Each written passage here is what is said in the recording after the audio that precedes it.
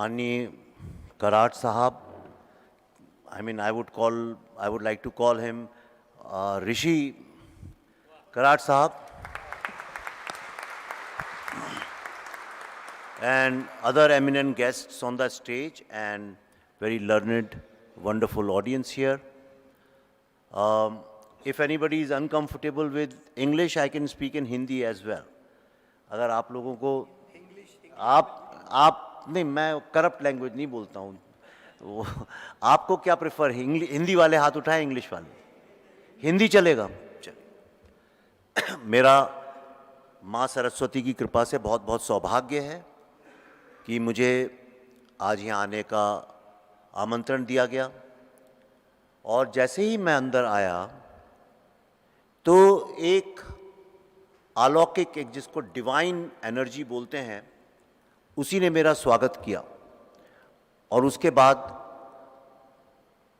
उस अलौकिक एनर्जी के जो पार्ट हैं, कई सारे लोग मिले और मैं कराट साहब से मिला। मेरा सौभाग्य है, मैं आपका बहुत बहुत तहे दिल से धन्यवाद करता हूं कि आपने मुझे ये मौका दिया कि आज मैं इस पावन भूमि में आया। मैंने ऋषि इसलिए बोला कि लोग बहुत गलत फहमी में हमारे यहाँ रहते हैं। जो मॉडर्न एजुकेशन सिस्टम है कॉन्वेंट का और सरकारी स्कूलों का भी, उन्होंने कुछ ऐसा बच्चों को सिखा दिया है कि ऋषि कुछ ऐसे लोग होते थे जो बड़े धार्मिक और बहुत ही अलग तरह के होते थे। पर ऋषि एक्चुअली जो लोग शोध करके, जो लोग तपस्या त्याग करके, रिसर्च करके एक नई दिशा या कोई नया विषय या कोई नई बात जो लोगों के सामने लाते थे, खास तौर पे हमारे साइंटिस्ट्स, तब हमारे यहाँ उनको साइंटिस्ट नहीं बोलते थे क्योंकि विज्ञान हमारे यहाँ तब एक डिसिप्लिन की तरह से नहीं माना जाता था। तो मेरा ऐसा मानना है, जो लोग काफ़ी वर्षों की त्याग तपस्या से नई विषय, नए आयाम और नई होराइजन्स को खोजते हैं, उनको ऋषि का ही दर्जा देना चाहिए। और कराट साहब, आपने जो काम किया है, ख़ास तौर पे बद्रीनाथ में आपने जो माँ सरस्वती की स्थापना की है। यूँ तो सब लोग बोलते हैं भारत में कि हम 3 देवियों को मानते हैं, लेकिन झूठ बोलते हैं आजकल तो सब लोग। आजकल सिर्फ लक्ष्मी और दुर्गा को मानते हैं लोग, ताकत और पैसे को। सरस्वती अब किसी के घर में नहीं दिखती। मैं जब बड़ा हो रहा था तो सबसे पहले सरस्वती की मूर्ति रखी जाती थी। अक्सर सारे स्कूल्स कॉलेजेस में, जितने भी स्कूल कॉलेज में पढ़ा हूँ, सामने सरस्वती का होता था। अब धीरे धीरे वो प्रथा खत्म हो गई है, लोग भूल गए, शायद अगली जनरेशन सरस्वती को ना जाने। लेकिन आपने जो काम किया है सरस्वती की स्थापना करके, वो बहुत आने वाली जनरेशन्स को प्रेरित करेगा। आपका बहुत बहुत धन्यवाद।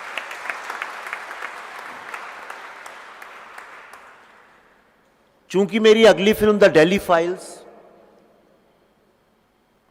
भारत के बहुत दुखदाई पार्टीशन के उन सत्यों के बारे में जो शायद आपने ना स्कूल में पढ़े हैं ना कॉलेज में पढ़े हैं, जिसके बारे में विदेशों में सब जानते हैं, ऑक्सफोर्ड कैम्ब्रिज में उसके ऊपर तमाम किताबें रखी हुई हैं, लेकिन भारत में वो कभी चर्चा का विषय नहीं बनता।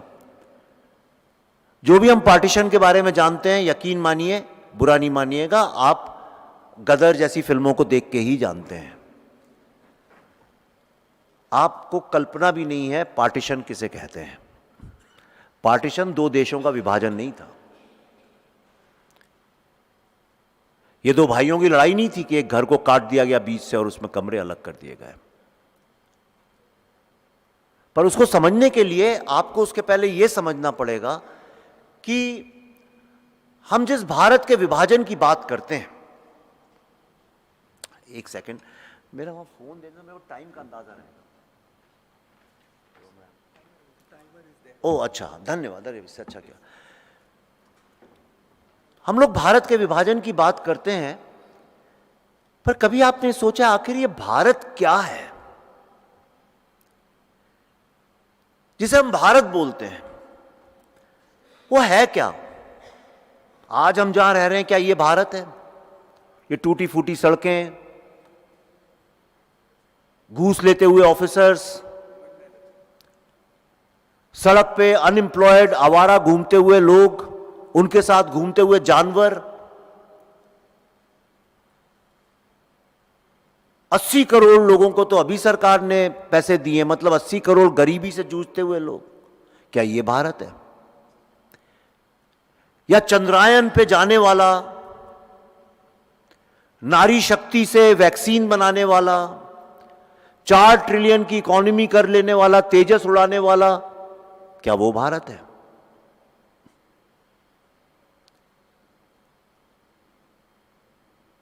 ये भारत है क्या?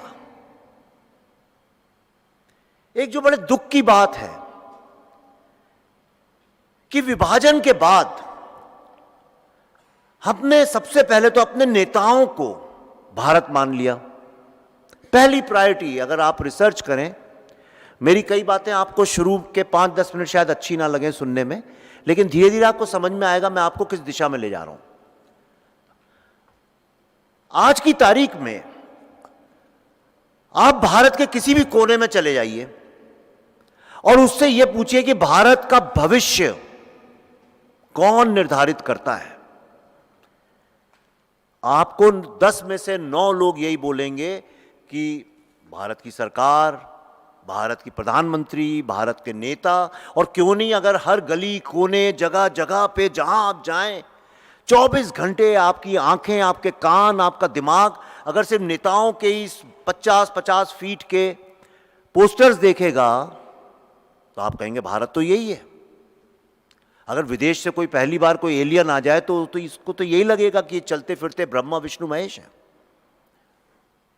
क्या वो भारत है? दूसरी तरफ भारत का एक एक कोना, गली गली, कोना कोना, पत्थर पत्थर, वहां आपको धर्म मिलेगा। आपको अलग अलग नाम के भगवान, उनके रूप, उनके रीइंकार्नेशंस, उनके इंटरप्रिटेशंस। आपको 2 लोग इसी बात पे लड़ाई लड़ते मिल जाएंगे कि शिव का कौन सा रूप सत्य है। पत्थरों में आपको सिंदूरी टीके मिल जाएंगे। लोग पेड़ों पे धागे बांधते हुए, आकाश में पानी फेंकते हुए, जाली से चंद्रमा को देखते हुए विचित्र विचित्र चीजें करते हुए मिल जाएंगे और उस पर विश्वास करते हुए मिल जाएंगे। जगह जगह हर किसी के घर में कोई महाराज, कोई साधु, कोई बाबा, कुछ ना कुछ मिल जाएगा आपको। ये जो अटूट अंधविश्वास जो है, क्या ये भारत है?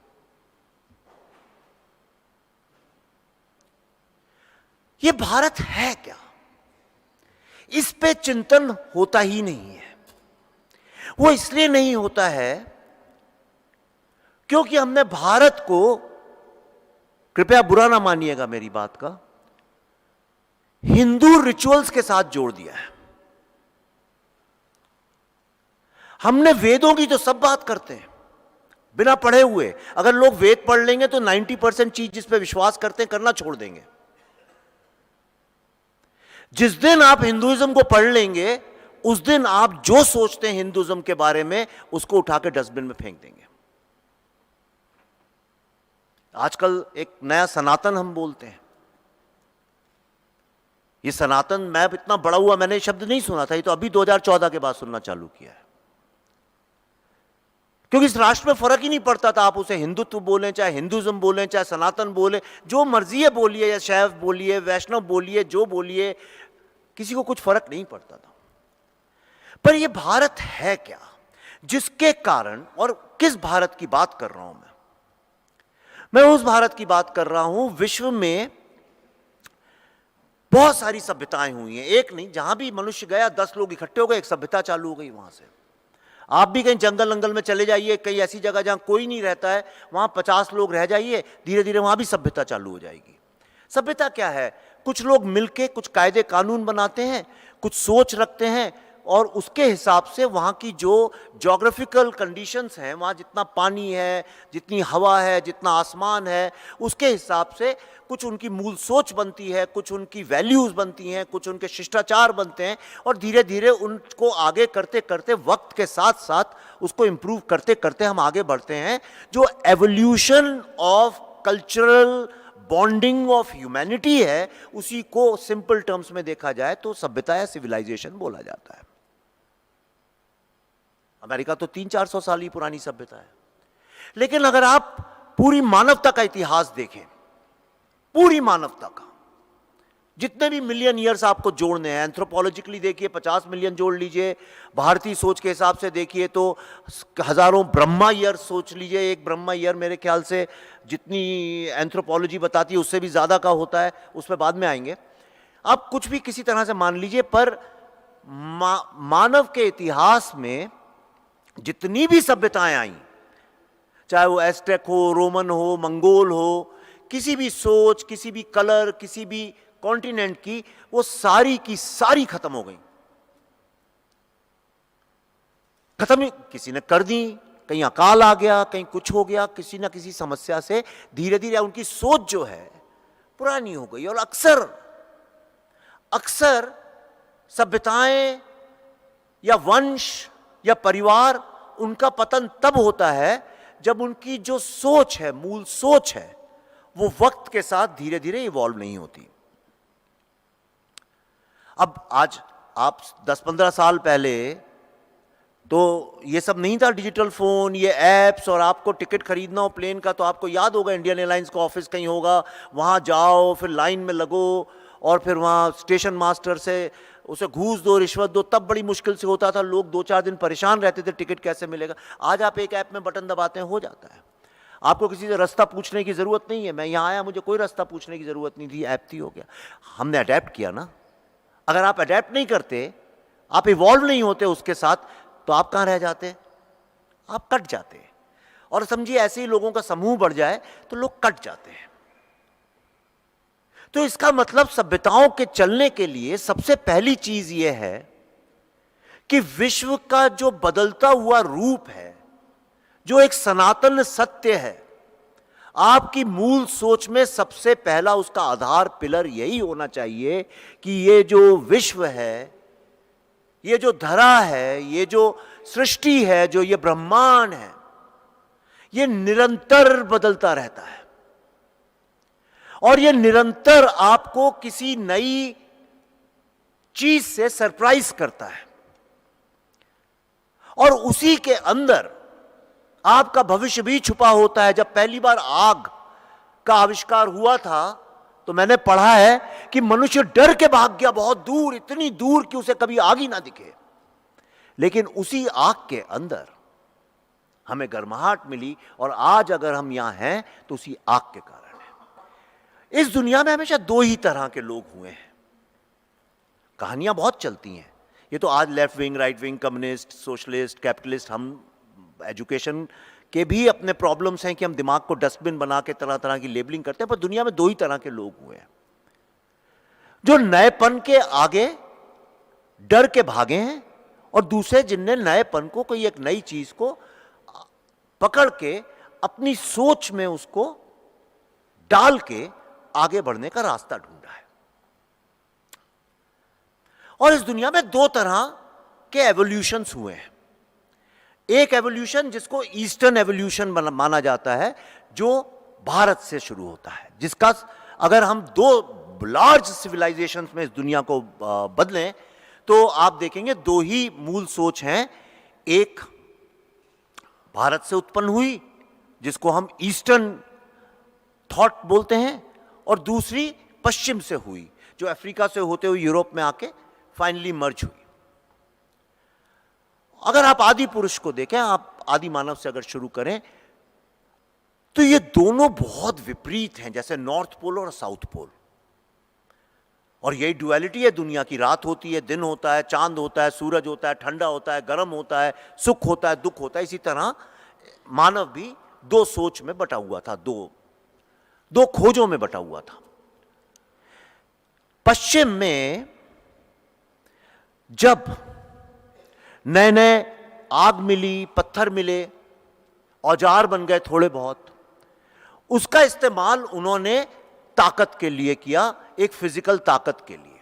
और उन्होंने वो कोई भी जो उनके जैसा नहीं था उसको मारने के लिए, उसके खाना छीनने के लिए, उसके जानवरों को छीनने के लिए, और इसी तरह से नए नए ज्योग्राफिक कॉन्टिनेंट्स को ढूंढने के लिए अपने सामर्थ्य का प्रयोग और उपयोग किया। कुछ कारण होगा कि कोलंबस, वास्को डिगामा सिर्फ वैसे ही निकले, ईस्ट से नहीं निकले ऐसे लोग। तो जब वेस्टर्न एवोल्यूशन ज्योग्राफिकल कॉन्टिनेंट्स पर विजय करने के लिए कूच कर रहा था, उस वक्त भारत में हम लोग इस बात का शोध कर रहे थे कि ये जीवन क्या है, ये सृष्टि क्या है, इंसान का इस सृष्टि से क्या संबंध है। जो दिखता है वो तो तत्व है, वो तो तथ्य है, वो सत्य है, लेकिन क्या यह भी सत्य संभव है जो हमारे को दिखता नहीं उसके भी परे है। जहां पश्चिम सोच रहा था कि वो हर चीज जो मानव समझ सकता है वहीं तक की समझ काफी है, तब हम ये सोच रहे थे क्या हम जो समझते हैं उसके परे भी कोई समझ है। और इस तरह से दुनिया की कहानी दो खेमों में बटी, एक जो कलेक्टिव थिंकिंग को पकड़ के चले और दूसरे जो इंडिविजुअल थिंकिंग को पकड़ के चले। एक ने कहा इंसान सुपीरियर है, हम ही हैं जो इस धरती को चलाते हैं, ये चींटे, ये मकोड़े, ये कुत्ते, ये बिल्ली, ये गाय, हम इन सबको टेम कर सकते हैं। क्यों कर सकते हैं? हम जानवर होने के बावजूद खड़े हैं, हमारा दिमाग बड़ा है और हम में ये ताकत है। और इसलिए आप देखिए सारी टेमिंग मतलब पालतू बनाना, कमजोर करना, अधीन करना, ये सारा का सारा जो विधिवान है ये सारा पश्चिम से चालू हुआ। उन्होंने शेरों को टेम किया, घोड़ों को किया, गाय बैल सब करते करते आज देखिए आर्टिफिशियल इंटेलिजेंस ही आदमी को टेम कर रही है। हम सब लोग अपने को फ्री समझते हैं पर हैं गुलाम। इस बात को भी आपको ध्यान में रखना चाहिए, हम सब कुछ नहीं है, हम सब कठपुतली हैं आज की तारीख में। अभी आपके फोन में एक नोटिफिकेशन आएगा, आप भूल जाएंगे मैं क्या कर रहा हूं, आप ही देखेंगे। वो भाई साहब को मुझ में इंटरेस्ट नहीं है, फोटो खींचने में इंटरेस्ट है। देखिए ये जीवन का सत्य है। आज हम सब लोग एक आदत के गुलाम हो गए और वेस्ट जो है वो आदतों के गुलाम व्यक्ति को ही असली मनुष्य पकड़ के उस एवोल्यूशन की तरफ चली कि मुझे कंफर्ट होनी चाहिए, तुम्हें है कि नहीं, मेरी कुर्सी, मेरा घर, मेरा खाना, मेरी मां, मेरी सैलरी, मेरा जीवन, मैं। इंसान सबसे अधिक सुपीरियर है, मैं चांद पे जा सकता हूं, मैं ही हूं। यह पूरी वेस्टर्न फिलॉसफी, साइकोलॉजी, साइंस सब उसी पे बेस्ड है।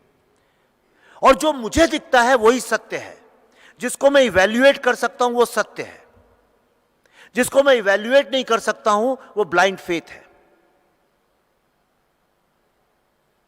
दूसरी तरफ एक दूसरी विचारधारा पनप रही थी। जब ये लोग ज्योग्राफिकल कॉन्टिनेंट्स को कॉन्कर कर रहे थे, जब उस पे फतह कर रहे थे, उस ज्योग्राफिकल कॉन्टिनेंट्स में तलवारें बंदूकें ले लेके उनको मार के उसको अपने अधीन कर रहे थे, पूरे वर्ल्ड को या तो स्लेवरी में या तो कॉलोनाइजेशन में या इंडस्ट्रियलाइजेशन के बहाने इन नामों से जब सबको पकड़ के सारी दुनिया के रिसोर्सेज अपनी तरफ ले रहे थे, ज्योग्राफिकल कॉन्कर जो कर रहे थे, दूसरी तरफ ईस्ट में भारत में तमाम ऋषि और मुनि और संत लोग जो हैं वो इस पे अध्ययन कर रहे थे कि कैसे अपने मन को कॉन्कर किया जाए। लोगों ने पतंजलि का योगा इतना पढ़ा नहीं है, बातें बहुत करते हैं हम लोग योगा, क्योंकि आजकल तो हर कोई वीडियो खोल के योगा सिखाता है लोगों को। हालांकि पतंजलि के योगा में ये आसन का जिक्र तक नहीं है, उसका कोई लेना देना नहीं है इस चीज से। ये जो आसन देखते हैं तो अभी 200-300 साल पुरानी प्रथा है।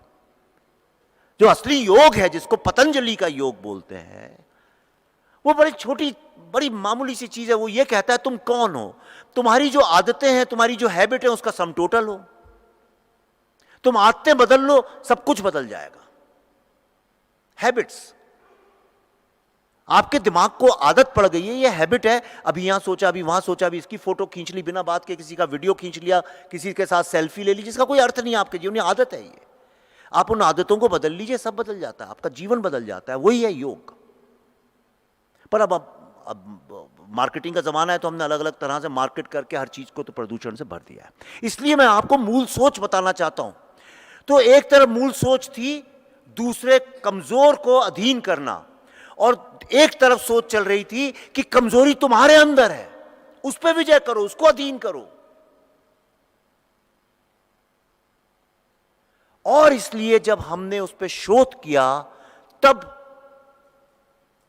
जिसको वेदों में, पता नहीं कितने लोगों ने वेद पढ़े हैं यहां, लेकिन जो सबसे पहला जो आपको आपके काम का मंत्र पड़ता है शुरू का, ऋग्वेद वगैरह में देखिए 4 भागों में बटा हुआ है। पहला जो है वो तो कर्म कांड और बलि इन सब चीज़ों का है, और धीरे धीरे पहले आपसे कहता है कि ये दुनिया क्या है, सोचो, कर्म क्या है, और सब चीज़ों की बात होती है।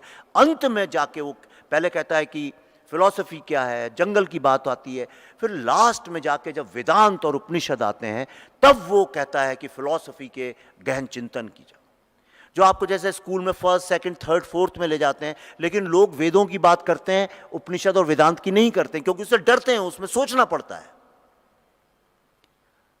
एक यज्ञ में आहुति देने में, कुछ चावल और घी चढ़ाने में कुछ सोचना नहीं पड़ता, किसी ने बोला चढ़ा दीजिए फलाना स्वाहा, आपने चढ़ा दिया।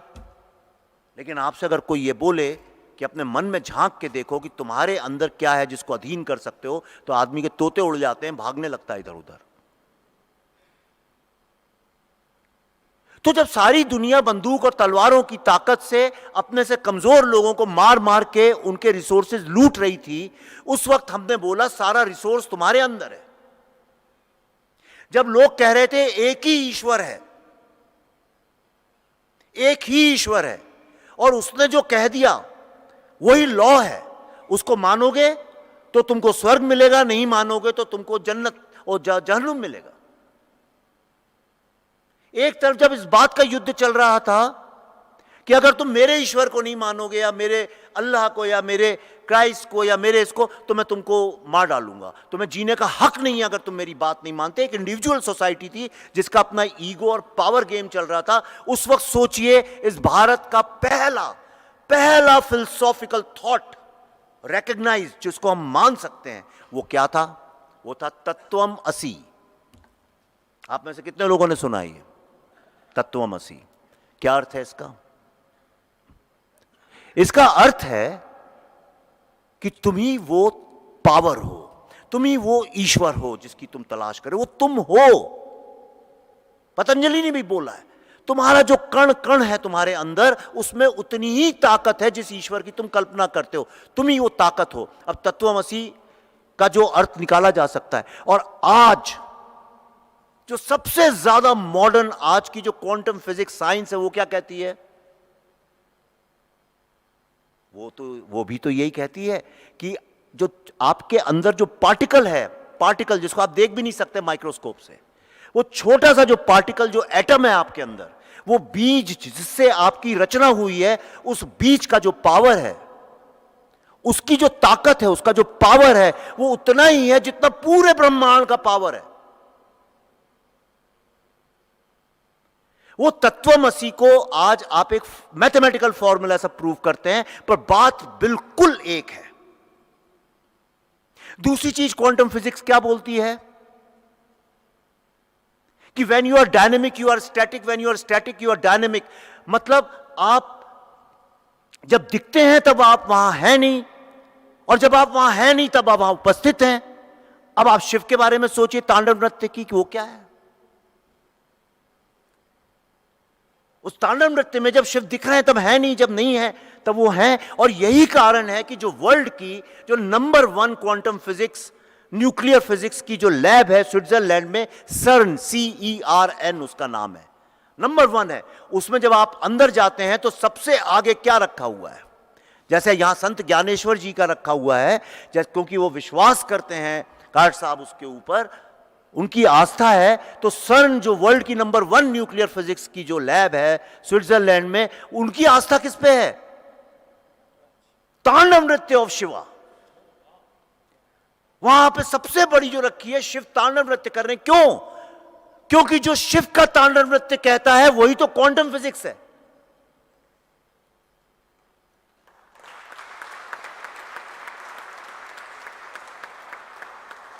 हमारा देश करप्ट लोगों के 50-50 फुट के पोस्टर लगाता है, नालायक फिल्म स्टार्स की 60-60 फुट की वो करता है, और सारी दुनिया शिव के तांडव नृत्य को मान रही है, क्योंकि वो कहते हैं कि यहीं से विज्ञान की धरा फूटी है।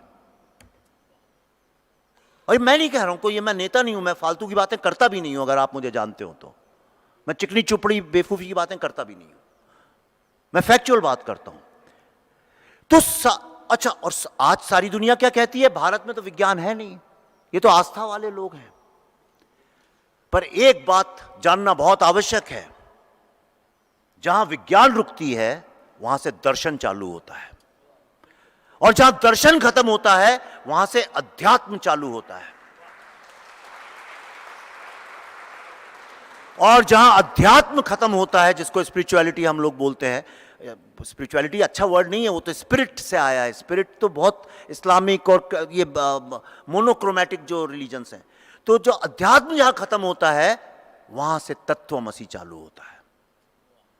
ये 4 स्टेप्स हैं, और हम उन 3 स्टेप्स को क्रॉस कर गए, चौथी आपके हाथ में है, वो तो सोसाइटी नहीं क्रिएट कर सकती। ये ईश्वर कहीं और है नहीं। ईश्वर की खोज के लिए हमारे ऋषि मुनि संत कहीं जाते नहीं थे, कहीं शांत जगह में बैठ गए, गंगा किनारे, हिमालय, जंगल, पर्वत, रेगिस्तान। ऐसा थोड़ी है कि सारे ऋषि मुनि हिमालय पे जाते थे। राजस्थान जाइए, आपको कण कण में दिखेंगे इतने सारे ज्ञानी लोग वहां से निकले हैं।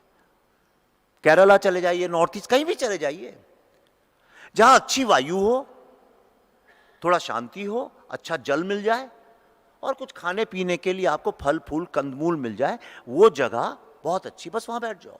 ना कोई लैब चाहिए, ना कोई ऑफिस चाहिए। हमने माना कि ये सारा विश्वीय लेबोरेटरी है। अगर ये विश्वीय लैब है तो आपको कहीं जाने की आवश्यकता नहीं है। ये 2 मूल सोच मैंने आपको इसलिए बताई कि सारी दुनिया का कॉन्फ्लिक्ट भी इसी को लेके है।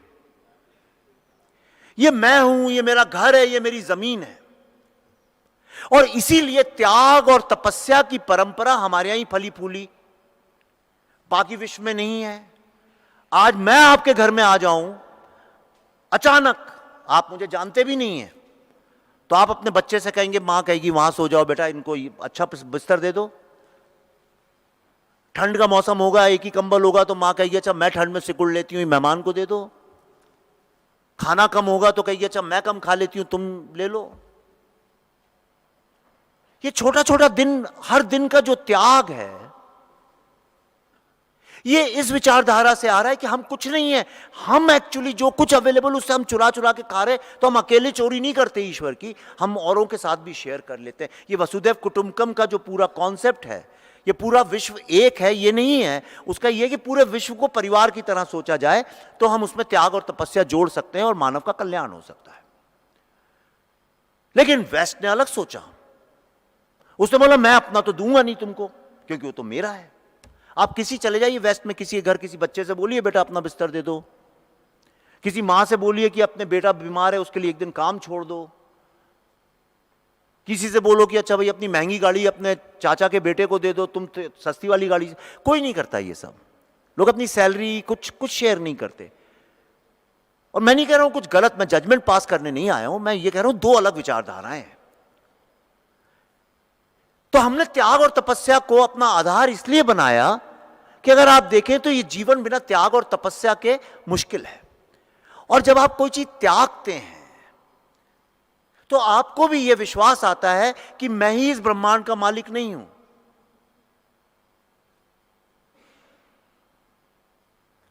तो तिल तिल कष्ट उठा उठा के हम लोगों ने एक बौद्धिक, एक आत्मिक चिंतन को जन्म दिया, और वेस्ट के कंट्रीब्यूशन को भी नहीं डिनाई किया जा सकता। आज जो इन कुर्सियों पे आप बैठे हैं, जो हम चश्मा पहन रहे हैं, जो हम पेन से लिख रहे हैं, आज हमारी जीवन में बहुत सारी ऐसी चीजें हैं जो वेस्ट से आई हैं, उनके बिना हो भी नहीं सकती।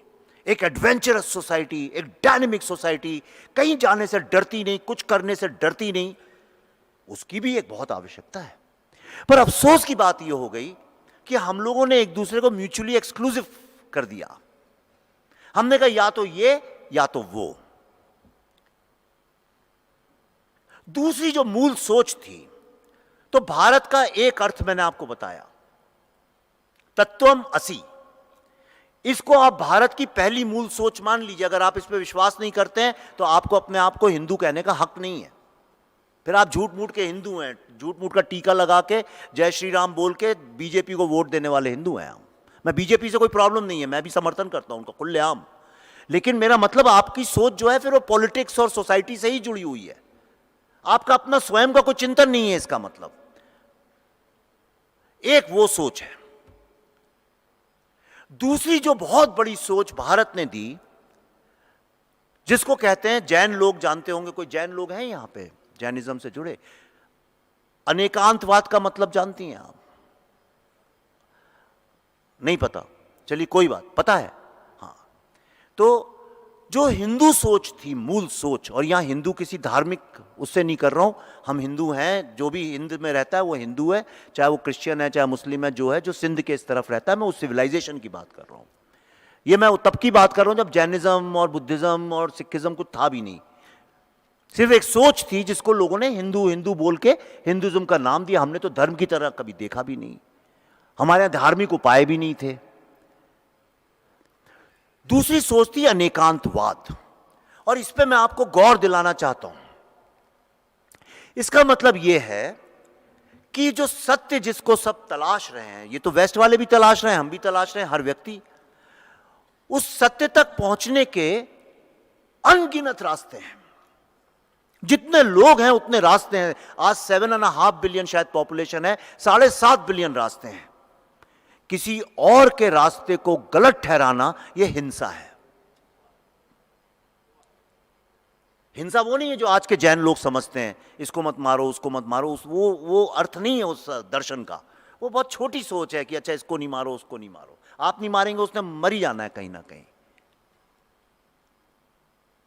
वो हिंसा है। इसलिए भारत को अहिंसा के रास्ते पे चलने का मार्ग अनेकांतवाद से मिला है। उस अहिंसा का मतलब वो नहीं है जो गांधी जी ने सिखाया कि तुम्हें कोई मार भी डाले तो तुम कुछ मत करो, उसका अर्थ ये नहीं है। उसका अर्थ ये, जब तक सब लोग अपने अपने रास्ते पे अपने अपने गंतव्य की तरफ जा रहे हैं, वो सब सही है। किसी को अपने गंतव्य तक अपने रास्ते से जाके रोकना हिंसा है। और इसी अनेकांतवाद की फिलॉसफी से, इस भूमि से 4 विश्व के सबसे ज्यादा पीसफुल धर्मों का निर्माण हुआ, बौद्धिज्म, जैनिज्म, सिखिज्म और हिंदुइज्म। और चारों हजारों सालों के शास्त्रार्थ के बाद बुद्धिज्म और अद्वैता के बीच में 1000 साल शास्त्रार्थ चला, उसके बाद क्रिस्टलाइज हुआ बुद्धिज्म। हमने मोक्ष की बात की, बुद्धा ने निर्वाणा की बात की, एक हाथ और आगे जाके। हमने कहा मोक्ष मिलेगा, मुक्ति मिलेगी, बुद्धा ने कहा कोई मुक्ति उक्ति नहीं है, निर्वाण खत्म, दी एंड, इसके बाद कुछ नहीं। और वो दी एंड निर्वाण क्या है? जो मैंने आपको कहा, चौथी स्टेज अध्यात्म के बाद की, तत्वमसि। जब तुम ही ने समझ लिया तुम ईश्वर हो तो क्या खोजोगे उसके बाद?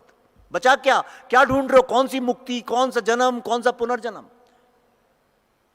जैन लोगों ने दूसरी हिंदू फिलॉसफी की जो मौलिक सोच है उसकी दूसरी चीज पकड़ी, वो अनेकांतवाद के रास्ते पे निकले। उन्होंने किसी के जीवन में आपको दखल देने का कोई हक नहीं है, किसी भी जिंदगी में आपको कुछ बोलने का। फिर उसके अलग अलग अब धर्म निकलते हैं। बुद्ध ने कहा था कोई ईश्वर नहीं है, मैं कोई नहीं हूं, मैं मर जाऊं तो मेरा नाम भी याद नहीं रखना, और मूर्ख लोगों ने उन्हीं को भगवान बना दिया।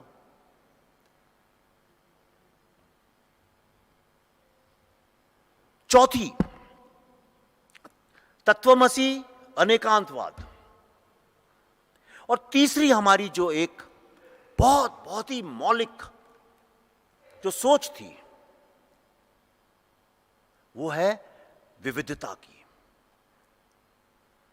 हमने दिन रात इस विश्व को लेबोरेटरी समझा। हमने कहा जब जंगल में कोई पेड़ पत्ती एक सा नहीं है, फिर भी वो एक जंगल है। ये जो विविधता है, सब अलग है, तो हम कौन होते हैं कहने वाले कि नहीं भाई एक ही राम है या एक कृष्ण है। तुम्हें राम नहीं मानना, तुम शिव को मान लो, नहीं मानना विष्णु को मान लो। भगवान अच्छे नहीं लगते, मत मानो। भगवान को गाली देना खुलेआम दो, कविता के रूप में देना है दो। तुम्हें नई मूर्ति पसंद है, मत मानो। तुम कहते हो एक ही ईश्वर है, हाँ भाई ठीक है, जो तुम्हें ठीक लगे तुम करो, मुझे जो अच्छा लगे मैं करूं, हम दोनों एक दूसरे को तंग नहीं करें, दुनिया में सब सत्य है, सब सही है, जो दिख रहा है, जो हो रहा है, ये सब सही है। ये है सनातन, वो नहीं है जिसको हम लोग सनातन समझते हैं। हमने कहा यही एक सत्य सनातन है कि जब तक ये ब्रह्मांड और विश्व है तब तक ये विविधता रहने वाली है, इसलिए इसको एक्सेप्ट करना ही इंसान का नेचर है। ये जो सोच थी, ये विश्व में एक अद्भुत सोच थी। सारी दुनिया एक दूसरे को मार रही थी, पर आपने मुगल इन्वेजन के पहले आपने बहुत कम सुना होगा, शायद ही सुना हो, होता ऐसा नहीं हुआ होगा, इक्का दुक्का हुआ भी होगा, पर आप ये देखिए, हिंदू मंदिर है, आप हम्पी गए, हिंदू मंदिर है, उनके बगल में जैन मंदिर है।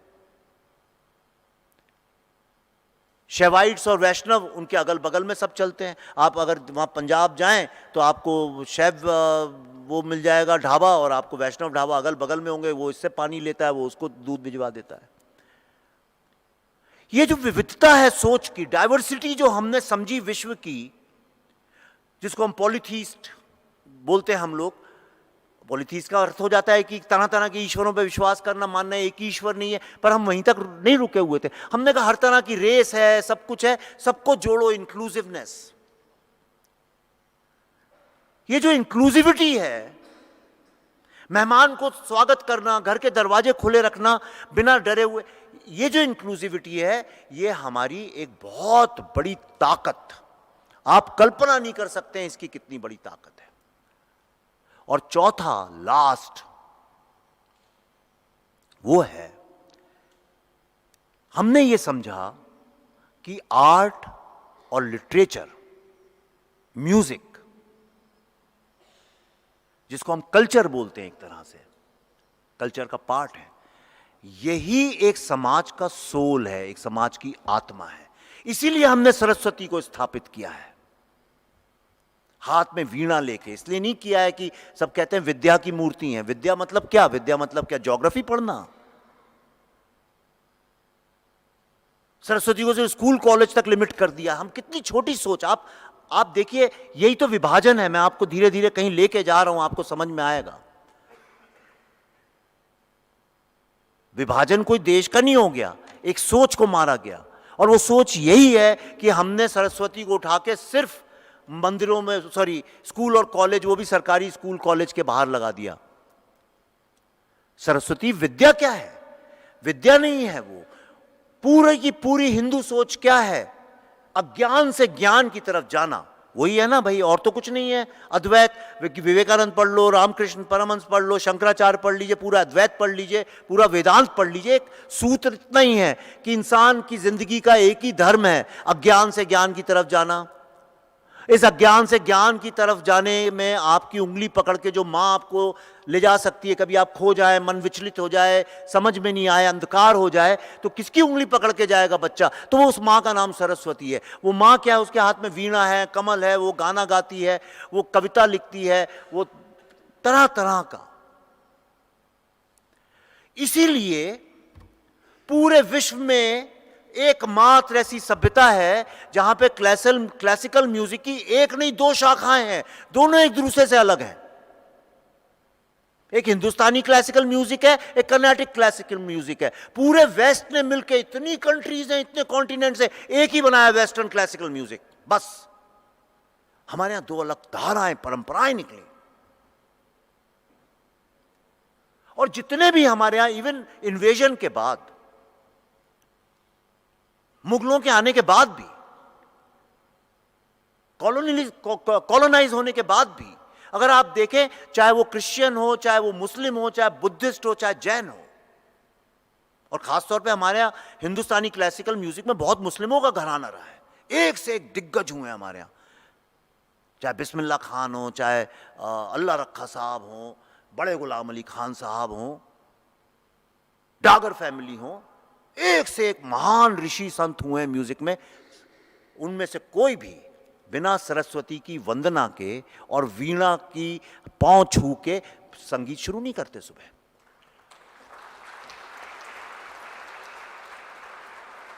अफसोस की बात है ये कि आज राजनीति में हमने मुस्लिमों को ऐसा रूप दे दिया है कि हमें ऐसा लगता है कि कुछ ऐसा नहीं है। पर आप जाइए, आप बनारस जाइए, कभी आपको तमाम मुस्लिम मिलेंगे जो हर हर महादेव करते घूमते हैं।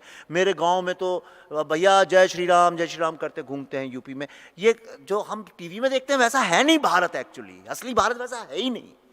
ये तो बम्बई पूना करप्ट शहर है, मटीरियलिज्म की दुनिया है तो चलता है, पर असली भारत में ऐसा कुछ है नहीं।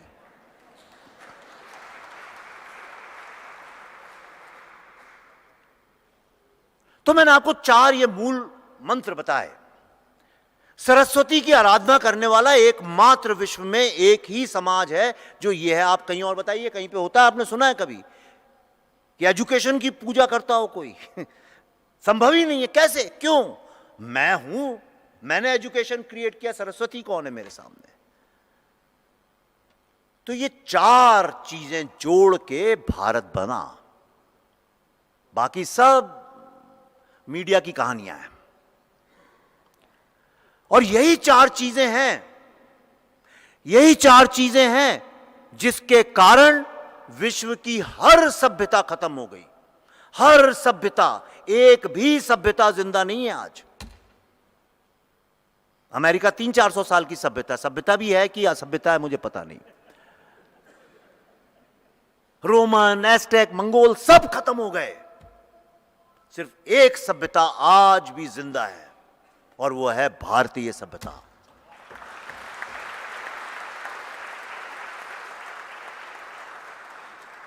ये 4 स्तंभ हैं इसके। एक भी स्तंभ तोड़ोगे भारत धाराशाही होगा, 2 तोड़ोगे लंगड़ा होगा, तुम 4 को तोड़ दोगे तो खत्म हो जाएगा। सरस्वती को तो हमने लगभग खत्म कर दिया। सच्ची कला, जितना कला, साहित्य, नाट्य, इनका पतन भारत देश में हुआ है पिछले कुछ दशकों में, इतना विश्व में कहीं नहीं हुआ। यह सभ्यता के अंत का पहला निशान है। आप सबके घर में देखिए, मेरी बातें सुन के सब बातें, मैं कल वर्ल्ड हिंदू कांग्रेस में था वहां पे थाईलैंड में, वहां भी मैंने सबसे यही बोला, आज फिर यहां बोल रहा हूं। लेकिन कल मेरी बात सुनने के बाद उनने वही किया जो नहीं करना था। आप सबके घर में आज संगीत के नाम पे बॉलीवुड के अलावा कुछ बचता है? जिसके घर में बचता है हाथ उठा के बताए। आपके बच्चे का जन्मदिन हुआ था, कुछ शादी आदि में गई थी? कोई आपके घर में शादी हुई है, बच्चों का जन्मदिन हुआ है, उसमें कौन से गाने बजते हैं? बॉलीवुड। आपके घर में 3-4 साल का बच्चा होगा, उसको आप फोन दे देते हैं, क्या देखता रहता है? बॉलीवुड। सरस्वती को हमने बॉलीवुड बना दिया है। मैं आपसे एक सवाल करना चाहता हूं। आज मैं सरस्वती के मंदिर में खड़ा हूं और सब लोग जो अपने को हिंदू और भारतीय कहने पे गर्व महसूस करते हैं, सबसे आज मैं एक बहुत कठिन सवाल पूछता हूं। अपने हाथ दिल पे रख के जवाब दीजिए अपने आप को। मुझे 5 भारत के अच्छे कवियों के, आज के कवियों के नाम बताइए। भारत के आज के अच्छे थिएटर राइटर्स के नाम। तेंदुलकर का मत लीजिएगा, बहुत पुरानी बात हो गई। आज के, पिछले 10-15 साल में जन्मे। आप 5 भारतीय क्लासिकल संगीत की परंपरा में उभरे हुए 5 नए संगीतकारों के नाम बताइए। आप भारत के 5 सरस्वती के आशीर्वाद से बड़े हुए 5 नर्तक या नर्तकियों के नाम बताइए। 25 बॉलीवुड वाले और क्रिकेट वालों के नाम आप बता देंगे। आलतू फालतू स्पिरिचुअल लीडर्स और इन सब के नाम बता देंगे। लेकिन जिस पे आप गर्व करते हैं, जिसके आप रोजी रोटी खाते हैं, उस एरिया में आप जीरो हैं। बुरा नहीं मानिएगा, मेरे घर में भी ऐसी हालत थी। यह है भारत का विभाजन। सरस्वती की हत्या भारतीयों ने ही कर दी। यह है भारत के विभाजन का असली सत्य। दोष आप पाकिस्तान को दे सकते हैं, दोष आप इस्लाम को भी दे सकते हैं, दोष आप जिन्ना को भी दे सकते हैं, ब्रिटिशर्स को भी दे सकते हैं, सबको दे सकते हैं। और यही तो राजनीतिक और रिलीजियस गुरुज की सबसे बड़ी जादू है कि वो आपको ऐसा भटका देंगे कि जो आपके जीवन का सत्य है उसका दर्शन आपको नहीं होगा। कर्नाटक में बैठे लड़के लड़कियों को बुर्का पहनना चाहिए या नहीं पहनना चाहिए, इसमें तो आपका बहुत शोध और चिंतन है, लेकिन आपके बच्चों को और आपको संगीत की जरा भी नॉलेज नहीं है। यह बड़े दुख की बात है। सरस्वती की पूजा करने का हक वही लोग रखते हैं जो सुर की पहचान जानते हैं। राजस्थान में जो मजदूर महिलाएं काम करती हैं गर्मी में, छोटा बच्चा तंग ना करे, उनको बड़ी मुश्किल से मेहनताना मिलता है, तो उसको 6 महीने के 1 साल 1.5 साल के बच्चे को ऐसे कपड़े के उसमें लटकाती हैं, 2 जगह पे 2 डंडों में बांध के, और उसको जरा सा, बहुत जरा सा अफीम चटा देती हैं। 6 महीने की उम्र से वो बच्चा अफीम खाता है तो दिन भर सोता रहता है वो। फिर वो उसको ब्रेस्ट फीडिंग करते वक्त अपने स्तन में आगे थोड़ा सा अफीम लगा देती हैं, तो दूध पीते पीते मां का सो जाता है और मां को तंग नहीं करता। उससे पूछो कभी कि भाई सरस्वती कौन है, मैं कहूंगा अफीम के नशे से जागे तब तो सरस्वती का नाम भी जानेगा।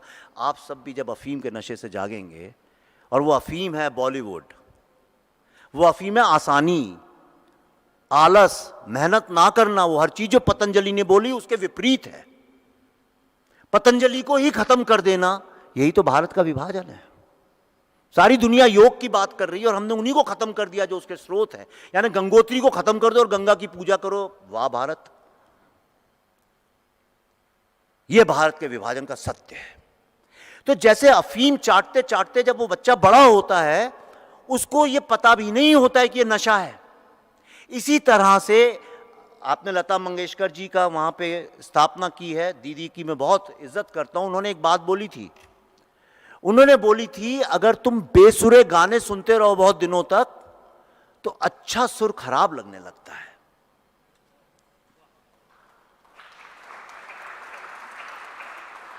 और आज शाम को जब गाड़ी में जाएंगी, जितने भी गाने आप सुनेंगी, जरा ध्यान से सोचिएगा उनमें से कितने लोगों का सुर सही है या गलत है और आपको सही लग रहा है।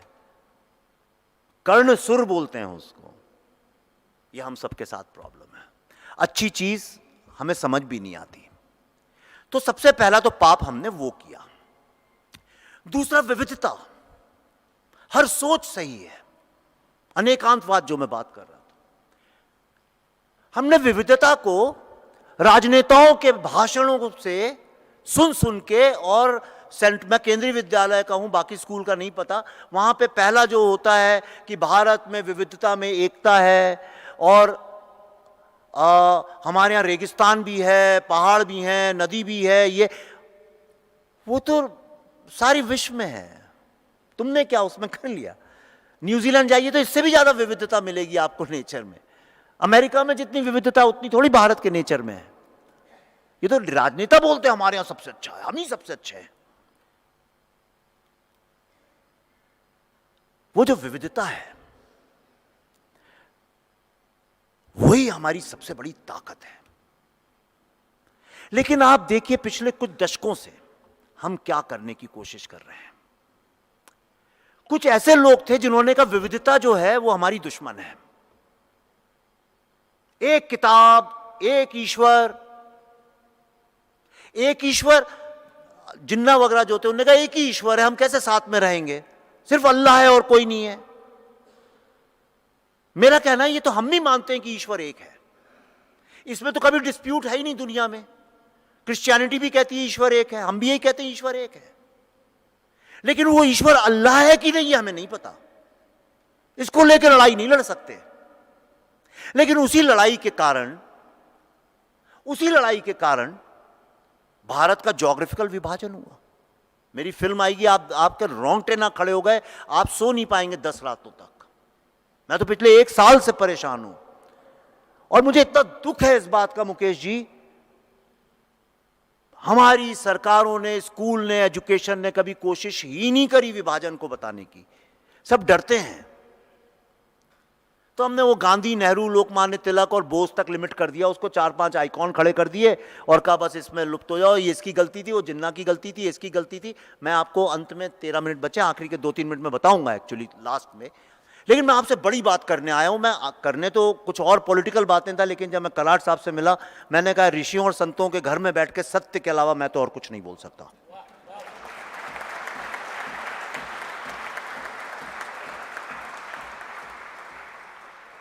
मैं एडवर्टाइजिंग का आदमी हूं, मार्केटिंग जानता हूं, चिकनी चुपड़ी आपको खुश करने, इंस्पायर करने, तालियां बजवाने वाली बातें मैं यूं यूं बोल सकता हूं। मैं डायलॉग राइटर हूं, 2 नेशनल अवार्ड मिले मुझे बेस्ट डायलॉग लिखने के। तो लेकिन मैं कराड़ साहब के सामने बैठ के, जहां बाहर संत ज्ञानेश्वर जी हैं, मैं ये पाप कर ही नहीं सकता और मेरे को राजनेता बनने का कोई शौक भी नहीं है। तो हमने ये दुश्मन है, वो ये है, वो है। आज हम लोग भी एक बहुत बड़ी गलती करने जा रहे हैं। अभी तो विभाजन हुआ है सभ्यता के अंत की तरफ। हमने सरस्वती की हत्या करके थोड़ा एक स्तंभ को गिराया है। दूसरा स्तंभ जो हम गिराने की कोशिश कर रहे हैं, वो हर किसी से अपनी बात मनवाना। अगर तुम ऐसे नहीं करोगे तुम धार्मिक नहीं हो। क्यों हर कोई जय श्री राम बोले? हम तो एक किताब, एक मक्का, एक ईश्वर, हम तो वैसे हैं ही नहीं। हम तो राम के बगल में भी हनुमान को बैठा देते हैं, लक्ष्मण को। मैं कितने मंदिरों में जाता हूं, उसी मंदिर में राम भी हैं, कृष्ण भी हैं, शिव भी हैं, सब हैं। और किसी का मन करता है तो बाहर पत्थर होता है, उस पर टीका लगा देता है, तो लोग उस पत्थर के ऊपर भी फूल चढ़ाते चढ़ाते चले जाते हैं, भाई कोई तो होगा। मेरी नानी कृष्ण की बहुत बड़ी भक्त थी, ब्रज जाया करती थी, पास में ही गांव है तो वहां से जाती थी। तो रास्ते में जितने पत्थर मिलते थे उनको टीका लगाते लगाते जाती थी, 1000, 100, 200, उनको जाने में ही 1.5-2 घंटा लगता था। और सिर्फ वही नहीं करती थी, बहुत औरतें करती हैं ऐसा। मुझे बड़ा लगता था क्या मूर्खता भरी बात है, लेकिन आज मुझे समझ में आता है, जब आप अपने आप को सरेंडर करते हैं तरह तरह के लोगों को। आप मुझसे बड़े, मैं आपके सामने तो झुक गया, लेकिन बाकी लोगों के सामने अगर मैं चौड़ा होकर चल रहा हूं तो फिर तो मैं कोई कहीं से भी विनम्र व्यक्ति नहीं हुआ। जिसके पास बल नहीं, ताकत नहीं, जिसकी पहचान नहीं, जो बोल नहीं सकता, उसके साथ विनम्रता जब आप दिखाओगे तब आप विनम्र हैं।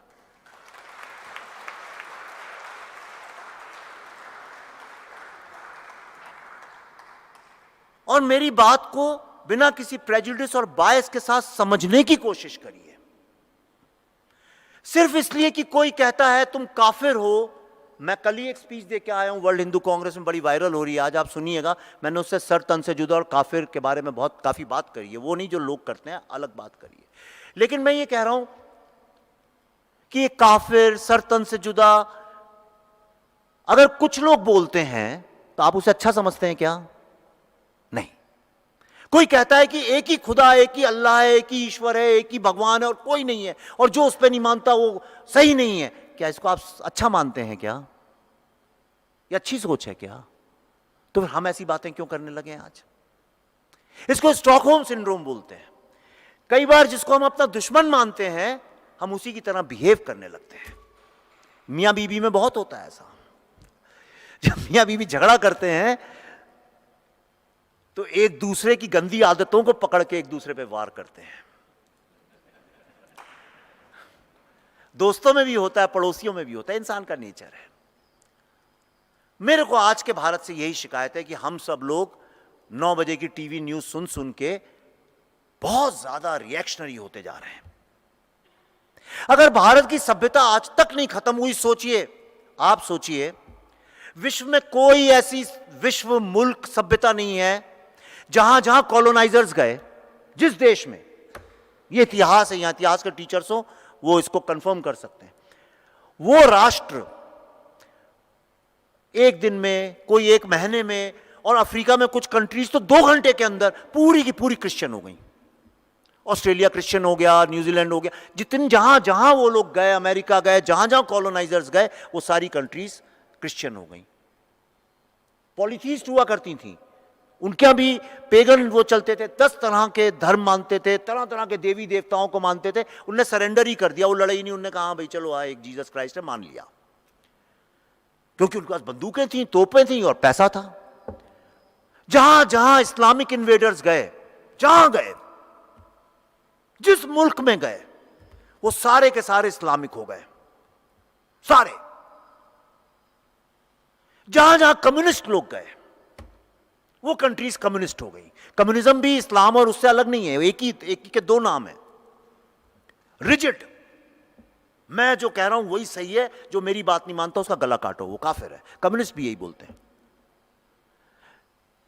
लेकिन भारत पे 1000 साल दुनिया के सबसे ताकतवर बादशाहों और सुल्तानों ने राज किया, भारत इस्लामिक राष्ट्र नहीं बना।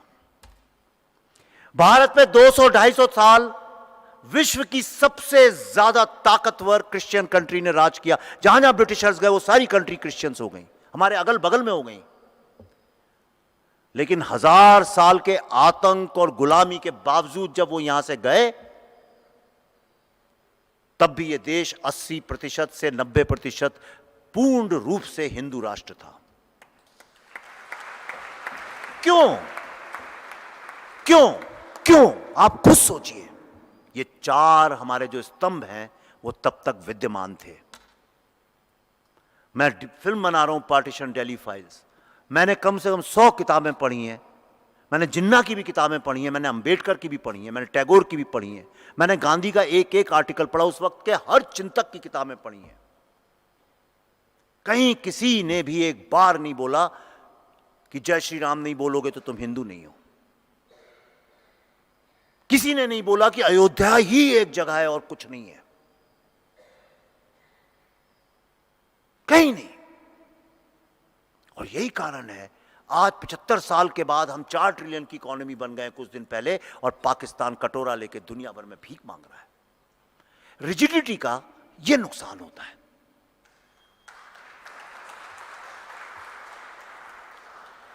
हम रिजिड बन रहे हैं, इस बात को कागज में, डेटा में, साइंस में, लॉजिक में, रैशनैलिटी में, आप जिस रूप में बोलें, साबित किया जा सकता है आज। इससे ज्यादा प्रमाण इस बात के नहीं है कि भारत का भी धीरे धीरे अब्राहमिक नेशन बनता जा रहा है। इसलिए नहीं कि यह आपकी मूल सोच है। आपके साथ अगर कोई लड़की काम करती होगी, अगर मुस्लिम होगी, तो आप उससे कभी नहीं बोलेंगे कि नहीं तुम्हें बुर्का नहीं पहनना चाहिए। आपको फर्क नहीं पड़ेगा वो हिजाब पहनती है नहीं पहनती है। आप डे टू डे लाइफ में आपको फर्क पड़ता है किसने दाढ़ी बनाई, किसने पजामा पहना, क्या किया। लेकिन जब घर जाएंगी 9 बजे, जब मीडिया में चालू होगा, तो देखिए सब व्हाट्सएप उठा उठा के ट्विटर में क्या क्या लिखते हैं, फिर आग लगाने का काम सब करते हैं। ये सत्य है, आज का सत्य है। तीसरी चीज, अनेकांतवाद, यह आज भी भारत में जिंदा है, जो जैन लोग मानते हैं कि सत्य तक पहुंचने के अनेकों अनेकों रास्ते हैं। अगर आप राजनीति को किनारे कर दें, दरकिनार, हालांकि होती नहीं, बड़ा मुश्किल है क्योंकि सब जगह तो घुस गए हैं वो लोग, पर थोड़ी देर के लिए उन्हें अलग कर दीजिए। अपनी ताई, चाची, बहनों, भाइयों के साथ घर में बात कर रहे हैं, अगर वो कहती है कि दीदी हम तो शिव जी को मानते हैं, कोई कहे नहीं नहीं अरे हम तो बरगद को मानते हैं, कहे भगवान भगवान कुछ होता नहीं है, मानते नहीं, घर में विभाजन नहीं होगा। 2 स्तंभ गिरा दिए, एक स्तंभ है। और एक स्तंभ जिसको मैं कहता हूं सब भी टूट जाएं, उस स्तंभ पे ये सभ्यता चल सकती है, वह है तत्वमसि। हम बहुत लोग पढ़े लिखे नहीं होते, उसको अलग तरह से व्यक्त करते हैं। अरे राम भरोसे, सब कुछ राम कर लेंगे। वो किस पे भरोसा है? राम तो तुमने देखा नहीं, तो किस पे भरोसा कर रहे हो? वो खुद ही को राम को अपना ही समझते हैं। राम लला, हमें लगता है हमारे दिल में ही बैठे हुए हैं। वो कृष्ण हमारी दिल में, जिस शिव की हम हर हर महादेव, अरे कौन से महादेव? दुनिया की सबसे गंदी नदी में तुम डुबकी मार रहे हो सुबह, कौन सा हर हर महादेव? लेकिन एक अनंत विश्वास, क्योंकि हमें पता है जब साइंस फेल हो जाती है, सब कुछ फेल हो जाता है, तो सिर्फ एक ही चीज काम आती है अंत में, जिसको कोई राम बोलता है, कोई कृष्ण बोलता है, कोई शिव बोलता है, पर असली में वो हमारा ही रूप है।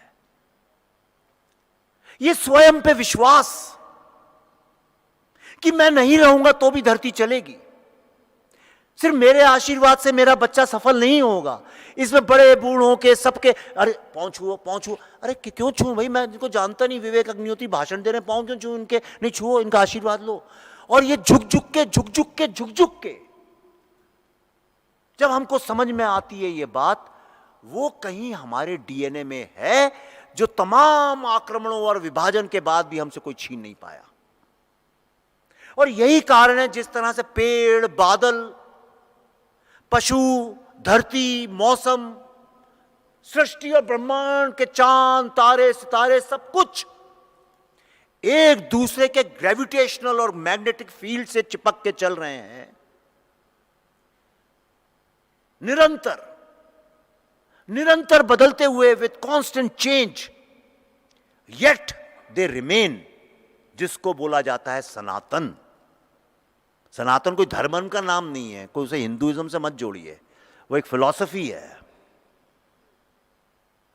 और मुझे बहुत खुशी थी इस बात की कि हमारे जो विद्वान ऋषि संत थे, उनने सनातन शब्द को एक्सप्लॉइट बहुत ज्यादा नहीं किया अपने फायदे के लिए।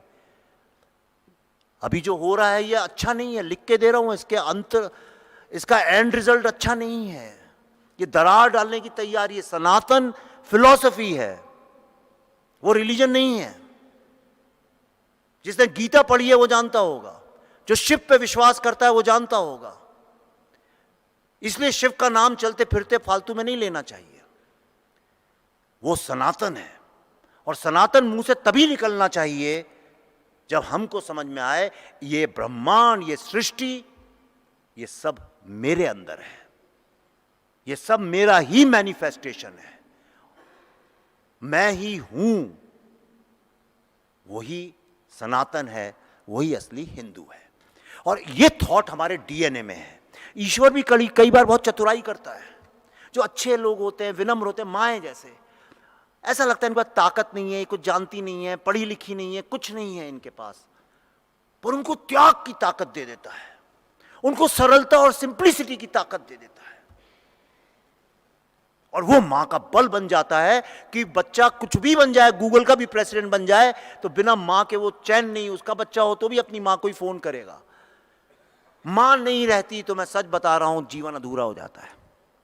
जीवन का अर्थ बिना मां के है नहीं। और इसीलिए हम लोगों ने कोई भी वो जो देता है निश्चल भाव से, ददाती संस्कृत में बोलते हैं उसको, ददाती, जो भी देता है उसको मां का रूप दिया है। धरती ददाती है, अन्न देती है, इसलिए धरती ददाती है, मां है, धरती मां। भारत ने हमको ये मूल सोच, हम जुड़े तो ये सोच बनी, भारत मां। गाय, आप नहीं रहे दुनिया में, आपका बच्चा अगर सड़क पे छूट जाए और गाय आसपास हो, अपना दूध पिला देती है उस बच्चे को। हमारे गांव में तो कई बच्चे हैं जो उनके मां नहीं रही तो गाय का दूध पी पी के बड़े हो गए हैं। तो गाय को ददाती बोला और मां ददाती। जो जीवन दान दे वो मां। तो ईश्वर, जैसे ईश्वर ने आपको बाकी तो चीजें दी है, मैं टाइम बस 4 सेकंड में, 1 मिनट में खत्म कर दूंगा। जैसे ईश्वर ने आपको हर चीज, आपको चलना है, आप जब चलना चाहें तब चल सकते हैं। तो आपकी बॉडी में वॉलंटरी मसल्स हैं और कुछ इनवॉलंटरी मसल्स हैं। जैसे कुछ चीजें आपके कंट्रोल में नहीं है, आपने खाना खाया, अब आपका लिवर कैसे काम करेगा ये आपके हाथ में नहीं है। ऐसे ईश्वर ने आपको सांस लेने की फैसिलिटी नहीं दी। क्या मैं बेवकूफ आदमी अगर डिजिटल फोन में खो गया, भूल गया सांस लेना तो मर जाएगा, ये मैं डिपार्टमेंट अपने पास रखता हूं।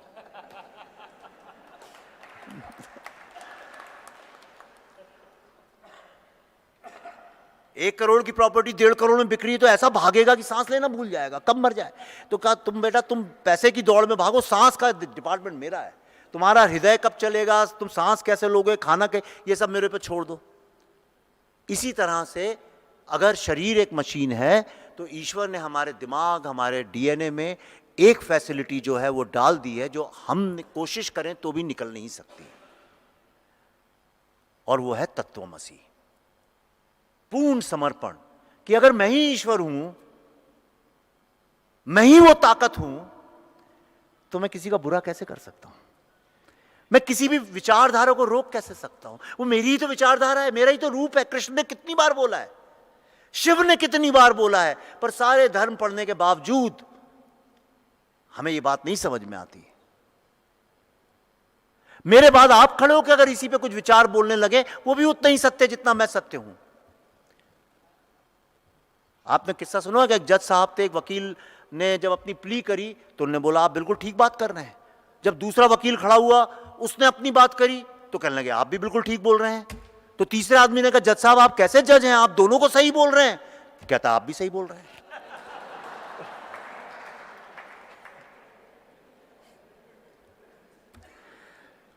तो देखिए, भारत का विभाजन हुआ ये हम सब जानते हैं।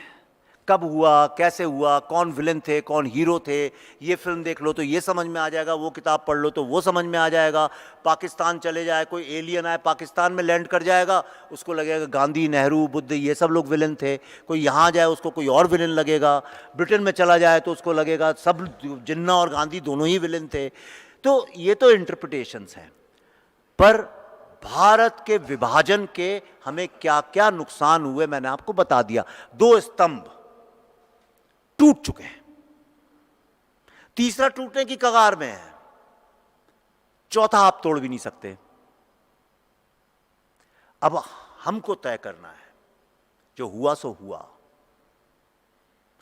कि अब हम इन नए स्तंभों, टूटे हुए स्तंभों का पुनर्निर्माण करें, फिर से उनको जोड़ तोड़ के ईंट गारा लगा के खड़ा करें तिल तिल, या हम कोई नए स्तंभ ढूंढें, उनको लाके प्लग एंड प्ले की तरह लगा दें।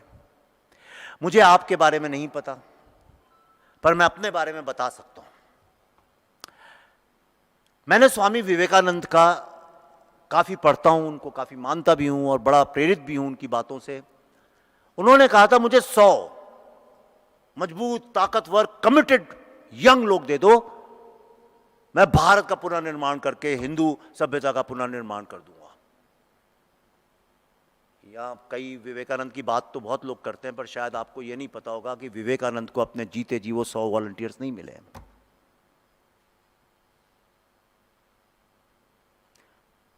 तो मैंने सरस्वती की शपथ खा के आपसे कहता हूं, मैंने अपने मन में एक दृढ़ निश्चय किया। मैंने कहा मुझे वो 100 का तो नहीं पता, पर उनमें से एक वॉलंटियर मैं हूं।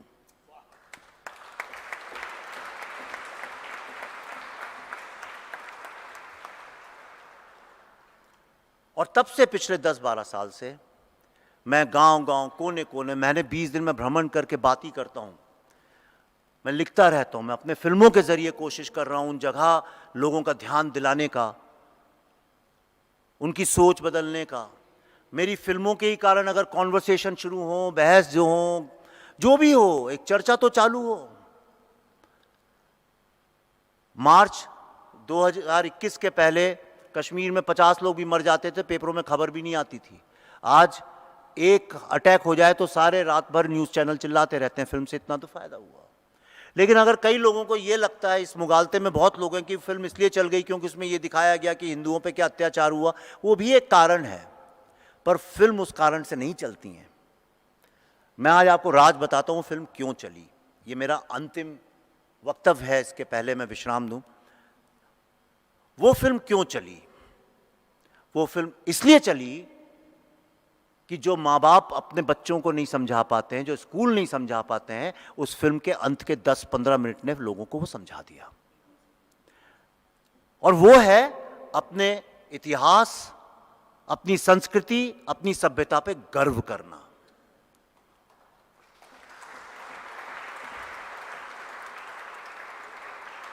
भारत में बड़े पढ़े लिखे ज्ञानी भी नहीं जानते थे कि नाट्यशास्त्र, व्याकरण, दर्शन, बुद्धिज्म, अद्वैता, शैविज्म, सरस्वती, जिनकी हम बात कर रहे हैं इतनी देर से, मेरी मां का नाम शारदा था, सर ने बताया उनकी मां का नाम भी सरस्वती था, तो हम लोग एक तरह से तो गुरु भाई हो गए, मातृ भाई हो गए। हम दोनों की माता एक ही है, सरस्वती। लास्ट के 15 मिनट जो लड़का बोलता है, जिनने फिल्में देखी होगी वो जानते होंगे, उसने भारत के युवाओं का सीना गर्व से चौड़ा कर दिया। ये उनको स्कूल कॉलेज में कोई नहीं बताता। मैंने आपको भारत क्या है उसके बारे में जो बताया, ये कोई बताता नहीं। क्योंकि सत्य बड़ा मुश्किल है खरीदना, और सत्य बुरा भी लगता है। अरे यार देखो, ये तो कह रहे हैं क्या जय श्री राम के बारे में बोल रहे हैं, कोई इसको मिसयूज भी कर सकता। अभी वायरल कर दीजिए आप, 1 सेकंड में मेरे घर पे कल पथराव हो जाएगा। कोई अर्थ नहीं पूछेगा मैंने किस कॉन्टेक्स्ट में क्या बोला। मैं खुद श्री राम का भक्त हूं, मैं खुद जा रहा हूं अयोध्या भी, लेकिन इतनी तो मेरी आंखें खुली हैं कि भाई अयोध्या के अलावा भी कुछ हो सकता है। ब्रज भी है, काशी भी है, कश्मीर भी है, शारदा पीठ भी है। मैं आपके आज यहां आया हूं इस मंदिर में, बहुत अच्छा है, मेरी बहुत श्रद्धा, मुझे बहुत अच्छा लगा, पर इसका मतलब ये नहीं कि दुनिया में और कोई यूनिवर्सिटी या कॉलेज है उसका मैं उसकी श्रद्धा नहीं करूं, इज्जत नहीं करूं। ये नहीं हो सकता। जब तक मैं हिंदू हूं मैं नहीं ये कर सकता, मैं कर ही नहीं सकता। ये डिपार्टमेंट ही भगवान ने मुझे नहीं दिया, उसके लिए मुझे हिंदुइज्म को त्यागना पड़ेगा।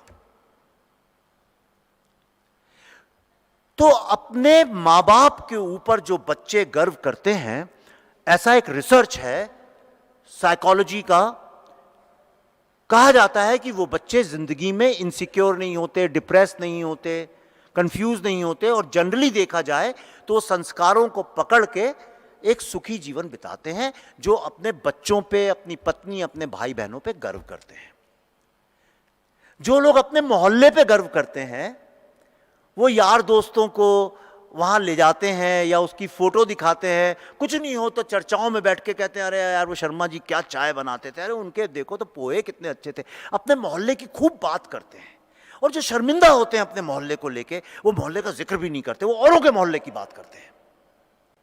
अरे न्यूयॉर्क में देखा है वो स्ट्रीट में वहां क्या हॉट डॉग्स मिलते हैं, वो अपने मोहल्ले की बात नहीं करते। और जो लोग अपने शहर पे गर्व करते हैं, वो लोगों से लड़ भी जाते हैं। पूना अच्छा है कि नागपुर अच्छा है, दिल्ली की बंबई, लड़ाई लड़ लेते हैं, कहते हैं नहीं मेरा ही सबसे अच्छा है। कहते हैं यार तुम लॉजिक की बात नहीं करते। हाँ नहीं करते, हमारा फेथ है भाई, हमारा तो है। और जो लोग अपने राष्ट्र पे गर्व करते हैं, वो अपने राष्ट्र के लिए दुनिया से लड़ जाते हैं। अंत में मैं सिर्फ इतना ही कहूंगा, मुझे ऐसा लगता है as a story teller, as a film maker या प्रचारक बोल लीजिए, कुछ भी मान लीजिए आप मुझे, मैंने जो बीड़ा उठाया है वो ये कि भारत के जो युवा लोग हैं, पहले वो भारत को समझें और फिर भारत पे इतना गर्व करें कि वो राष्ट्र की लड़ाई ना लड़ें, बल्कि भारत की मूल सोच जो सभ्यता है उसका इस्तेमाल करके जो छोटी सोच है उसका विनाश करें। यह होगी असली धर्म और अधर्म की लड़ाई। विश्व को संकुचित करने वाली विचारधारा का विनाश करना ही मुझे लगता है आज इंसान का सबसे बड़ा धर्म है। और ये जो धर्म है, ये पहली कक्षा से स्कूल्स कॉलेजेस में उठाने पढ़ाने, ये आज के शिक्षकों का, जो लोग यूनिवर्सिटीज कॉलेजेस चलाते हैं, उनका पहला धर्म होना चाहिए। जब तक ये धर्म हम अपनाएंगे नहीं, भारत की सभ्यता कितने और हजार साल जिंदा रहेगी इसके बारे में मैं कुछ बोल नहीं सकता हूं, लेकिन इतना तो जानता हूं अगर हम इस धर्म को अपनाएंगे तो गीता पढ़ने की जरूरत नहीं पड़ेगी, क्योंकि भारत फिर सनातन काल तक अमर हो जाएगा, अनंत हो जाएगा। और भारत के अनंत होने में ही जन कल्याण है, विश्व कल्याण है, ब्रह्मांड का कल्याण है। आप सबका भला हो, आप सबका कल्याण हो। धन्यवाद, बहुत बहुत धन्यवाद।